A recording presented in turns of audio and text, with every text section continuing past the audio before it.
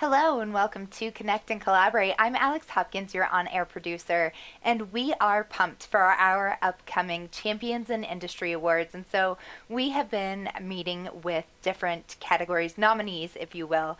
And so today's nominee is in the nonprofit category. We have Juliet Abdel with the Westminster Chamber of Commerce in with us today. She is the president and CEO of Westminster Chamber of Commerce. Excuse me. How are you doing, Juliet? I'm doing fantastic. Thanks for having me out here. Yes, we're very excited. So just so our audience knows, again, this event is taking place on December 3rd. That is a Monday from 11 a.m. to 1 o'clock p.m.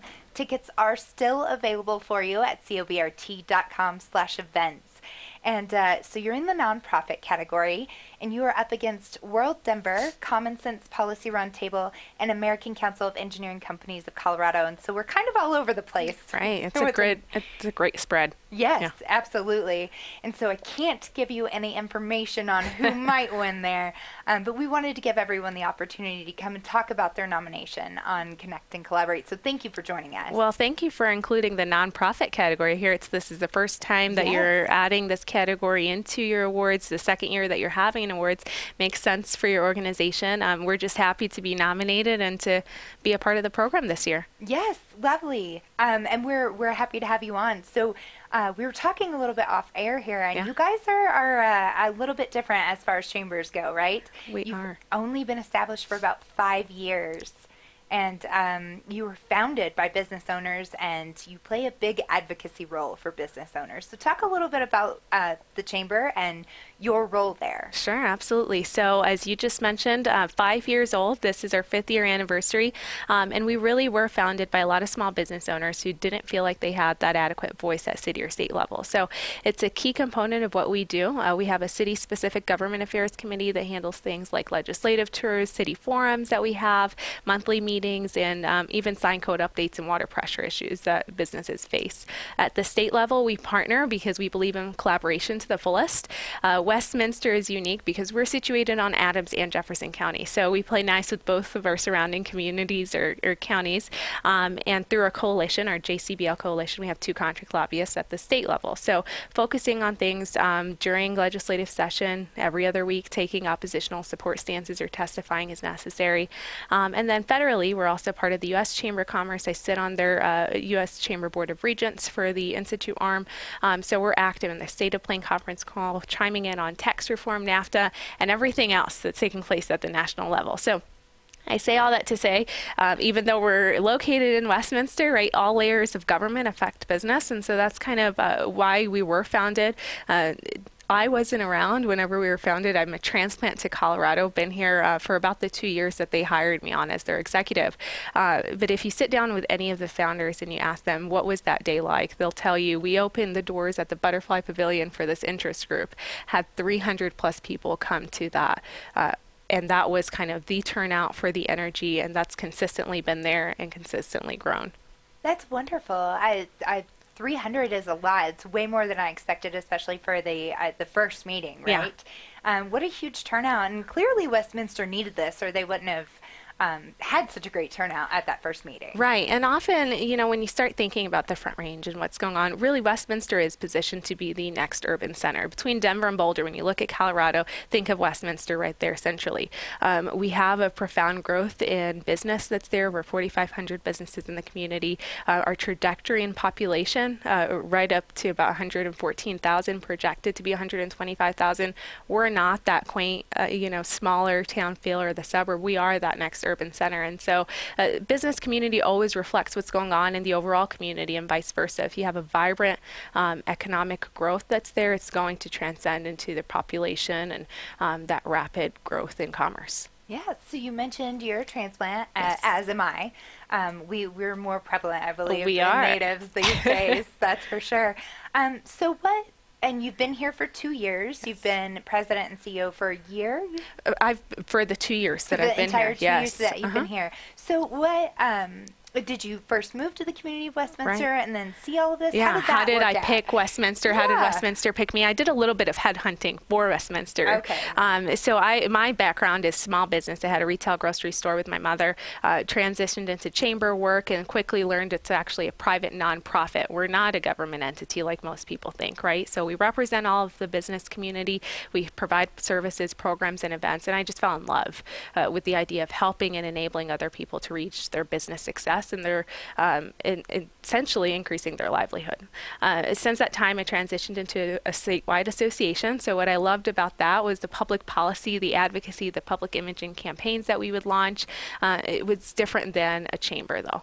When you get into chamber, they always tell you, and if you've been bitten by the bug, you'll continue to come back because it's very unique, right? So you're interfacing with different officials, your public policy, you're getting involved with community and working groups, and then you're working primarily with your businesses to make sure that they're growing and sustainable.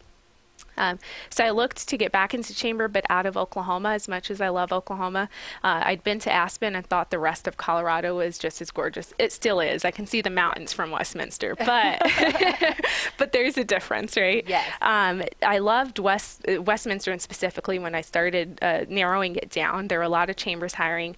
The centrality of it was an appeal to me. The progressiveness that was there in my city government, that they were diverse. They had younger, they had females, they had people that worked in business. So you have different audiences that you can work with. And then the chamber being 5 years old, I'm nimble, I'm young. I can bring and add different programs and services. I don't have to hold on to a holy cow or sacred, thing that they've been doing for forever, or have to wait to get approval to do something.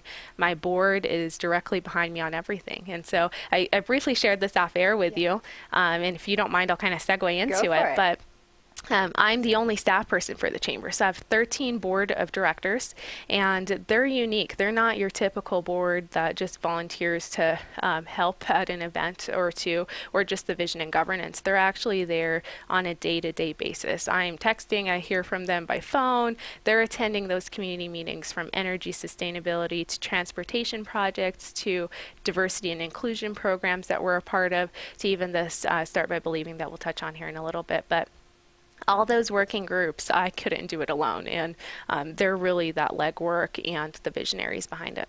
Wonderful. And so 13 board members, and again, to reiterate, they all have outside jobs. Yes. Yeah, so this is a tough position. You're the only staff member. You're the Correct. only full-time person for the chamber in Westminster.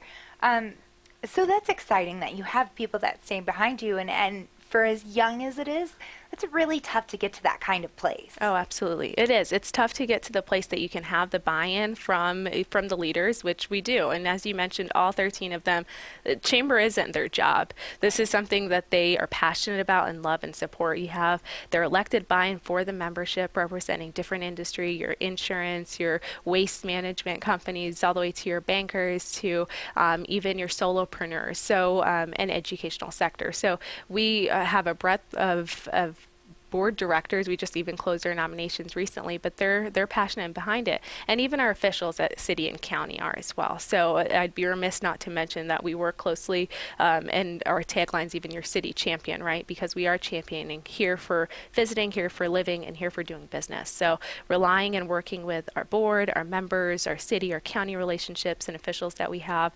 that's really been instrumental in how far we are. That's wonderful. So let's talk a little bit about some of the projects you have going on there. Sure. Yeah. Sure. So I know that you've got one that touched me. It is the Start by Believing. But I want to save that one kind of for the end, because that was part of the reason that you guys were nominated, was this program, the Start by Believing. So what else do you have, your irons in the fire? Okay, so I'll touch on a couple of things. We just actually finished our Taste of Westminster event yesterday. Over 400 attendees to that. So if you're a foodie, definitely tune in for next year. It's always in November. Over 42 vendors, food, non-food, and beverage. We do a huge balloon cash draw for a $500 cash prize that we give out to the public. I know. I know. And the winner was there, and she was, she had to wait. She was shocked. She didn't even realize she was winning. So it was super cute. This week is Westminster Restaurant Week. It's on our inaugural event. So between November 2nd through November 11th, we have area businesses that are restaurants providing fixed menus. So it's $13 or less for lunch, $20 or less for dinner. For those businesses, we're trying to guide traffic to them. Why it's 20 and 13 is that's the year we're founded, 2013. And then for customers, they're getting those discounted meal options. They're finding out about all those local businesses that they may not be aware of. And then they're turning in their receipt so they can let us know they shopped or dined for a chance at prizes. So it's a win-win for the customers and restaurants and for the chamber. And then the other event that we have coming up this upcoming Monday is actually our Shop Local initiative. It's called We Love Westy because we love Westminster. And these are going to be restaurants, it's going to be retailers, it's going to be service sector. Anyone that's a business in Westminster can take part in it. We have a list of participating businesses on our website. And the idea is if you shop and dine local between November 12th through December 17th, you have a chance at $5,000 in cash. So 3 prizes, $3,000, $1,500, and $500. You do not have to be present to win. You just go and shop with any of those merchants or do business with them, collect those tickets, hold on to them, and tune into our Facebook page. If you're in the area, come out to our live drawing that we'll have over at the Silhouettes Dance Studio. So we do this around the holidays because it's usually the #1 time people try and go out and spend their dollars, but they really don't need to drive out to Denver or Boulder, even though we're super close to them. They can keep it local. When you do that, you're investing in your community. You're making sure that those small businesses are vibrant, that they're hiring and they're attracting and growing. That is wonderful. So you're telling me if I just go out and eat something I would normally do on a Friday or Saturday night anyway, or just go shop at a little local boutique, I can put in for some money. Oh, yes. That's all I have to do. That's all you have to do. I love that. I know. It's not even out of your way, right? Yeah, exactly. I was going to do that anyway. So those are some of the events and programs that are in our wheelhouse. One other thing that was kind of mentioned in the nomination I want to touch on is our chamber was just awarded as one of 10 nationwide by ACC, which is Association of Chamber of Commerce Execs. For diversity and inclusion programming. And the reason that we received this was one, so we can create toolkits to allow businesses to hire and recruit different talent that they may not be used to, and also to work with customers that are different than maybe 10, maybe even 5 years ago, right? But the key other reason that we were selected was because of our diversity in membership. So we don't have the problem of chambers dying out, right? We have young professionals groups, but honestly, our young professionals are our general membership. My board chair, I'm going to go ahead and say it on air, but he's 35, just turned 36, if that gives you an idea. I'm much younger than that, and our membership reflects that. So you have board all the way up into their 60s, and then you have all the way down into just their early 20s. So at our last gubernatorial forum that we partnered on, the dynamic was there. We had 2 tables. One table was high school kids that were there, college, and the younger generation, right? And then another table was some of our boards, some of our seasoned professionals, officials from Adams County that are elected, myself and our chairman. And just to see that, it speaks more than just saying we're young and we're diverse. These are actually people that are informed and involved. Which is lovely. To go a little off topic with as far as the election's concerned, I feel like this was the biggest voter turnout, not just in Colorado, but nationwide. And it's been really tough, I think, to get high school students, particularly in college students, involved in politics like that. I think this is the first year we've really come together and had our eyes opened. It's absolutely fascinating to see that turnout. And now that they're activated, right, like what can we do next to keep them going? Yes, yeah, absolutely. And I think one of the bigger things that plays a role in that has been the school shootings, which are devastating to many communities. But I think that's one of the bigger reasons that kids are getting involved these days. And it's a sad situation, but a great outcome because of that. Right. Yeah. So let's jump into this awesome program that you have. And one of the reasons that you were actually nominated for the Champions in Industry Award, amongst many other things that you're doing. Again, I love your tagline, your city champion. So that fits perfectly with this. But you have a program, Start by Believing.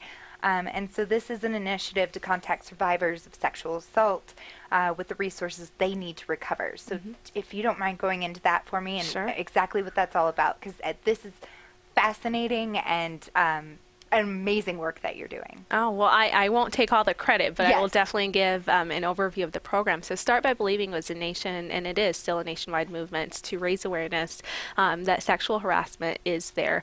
But now that we are aware of that, if a victim approaches you, don't turn them away. You start by believing, by lending them that ear, hearing what their needs are, and then connecting them to the resources that they need so that the proper investigations are done, so that the rule of law is actually followed, so that we can actually get them the help, get them the assistance, and then kind of move one foot forward.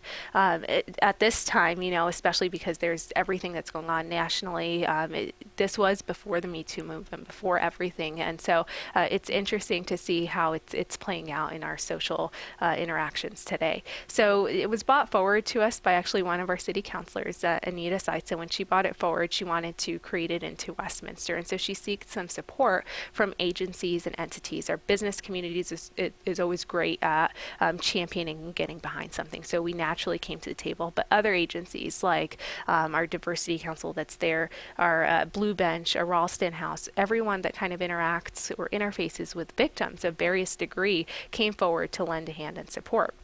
And it kind of all culminated. So this has been going on over, I want to say, for about 10, 11 months. If I've spoken, it feels like it's been like that long, but it all culminated back in April at our awards gala when we honored a key officer from the Westminster that had helped with an investigation, helped and convicted and tried. But she started by believing a story that she had heard. And that story was what inspired her to partner with a surrounding community that faced a similar story and investigate and really find out that this was the same predator from years ago that had attacked someone, and to be able to collect those evidence and actually prosecute. But to be able to do that, she actually believed the victim, and in the past that hadn't been the case.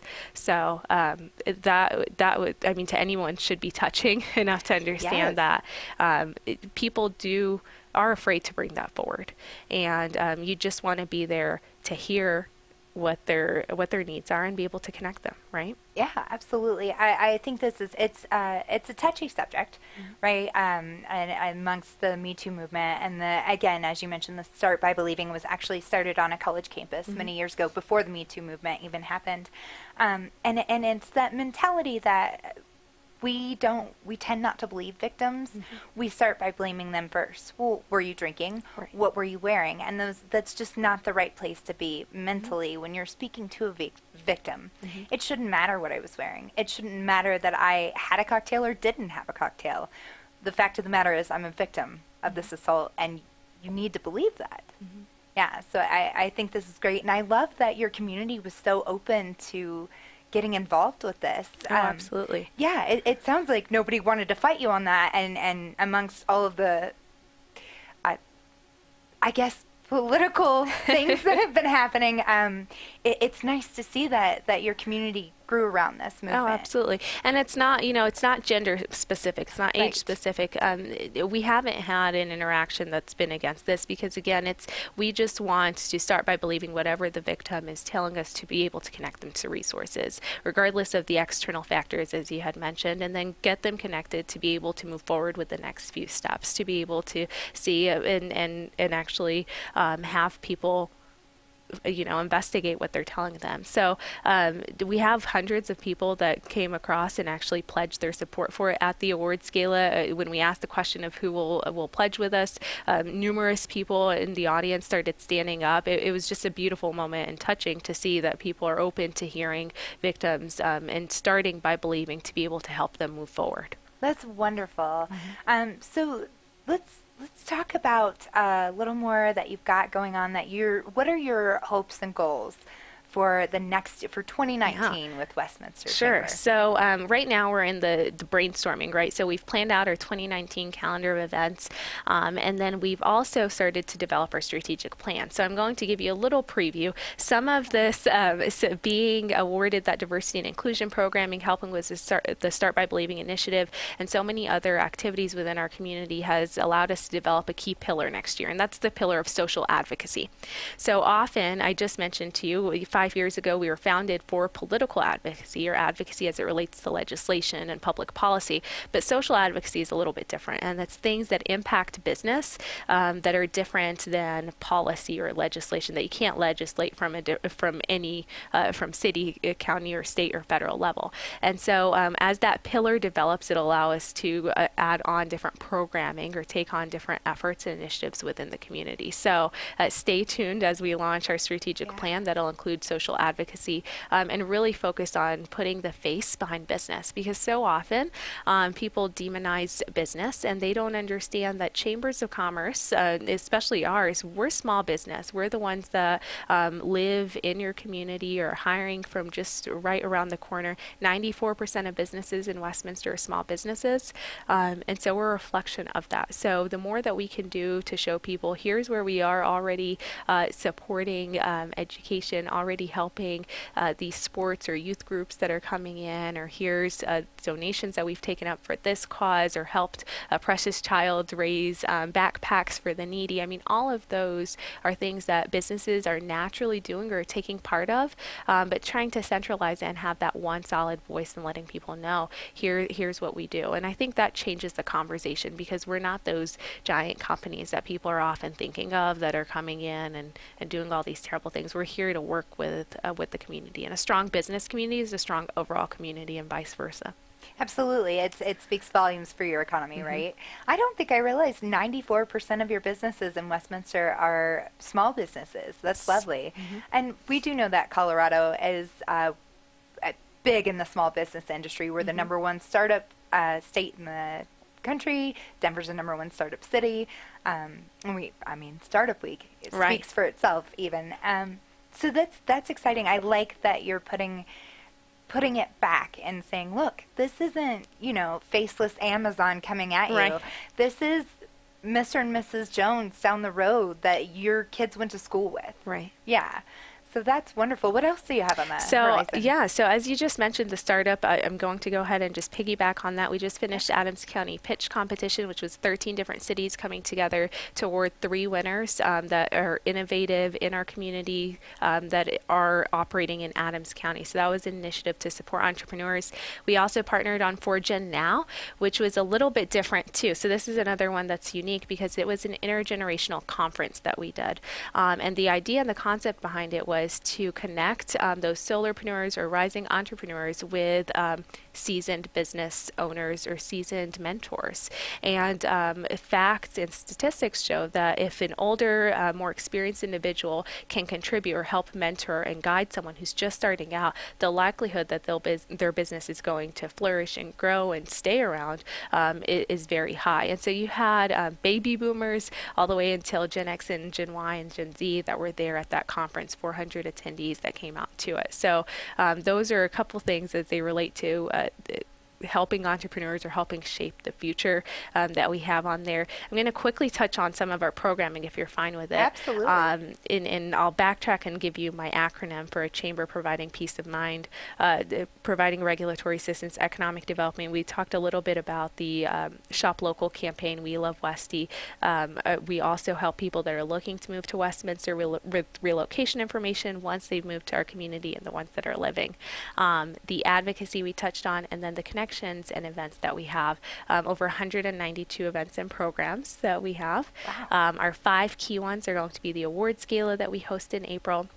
Our Mutts and Struts Health and Wellness Fest is just like it sounds. Bring your furry friend for a mile or 2 mile run or walk at our Westminster Park. Our Taste of Westminster event, our We Love Westy, and then the State of the City that we host in August. And then on a monthly basis, the Chamber provides educational training. So our luncheons that we host on the 3rd Friday of every month, and our after hours on the first Tuesday allows for networking among peers. I love that. You guys have a lot going on, and it's so cool to see how well established you are in your community despite only being 5 years old. Yeah. You guys are doing things that chambers that have been around for decades are shaking having trouble things up. doing. Yes. I love that for you. Well, I want to wish you the best of luck in the nonprofit category. It seems here that you've got quite a few programs that should get you that leg up.